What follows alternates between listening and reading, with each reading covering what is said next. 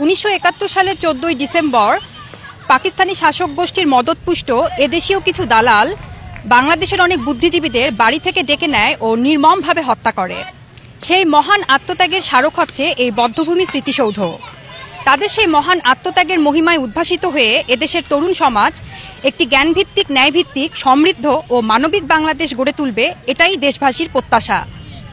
Nazmun Nahar Lita, master media television, Rayer Bazar বদ্ধভূমি স্মৃতিসৌধ, ঢাকা।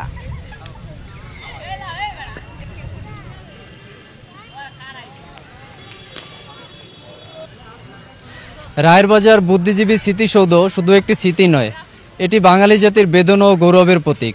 1971 সালের 14 December রাতে পাকিস্তানি হানাদার বাহিনী আমাদের জাতির সূর্য সন্তানদেরকে মেরে এখানে রেখে পালিয়ে যায়।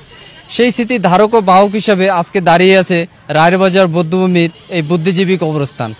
আমার পিছনে যে কালো স্তম্ভটি দেখতে পাচ্ছেন, এটি সেই শোকের স্মৃতিস্তম্ভ। Shawkat Hossain, master media television, Rayer Bazar বদ্ধভূমি, Dhaka.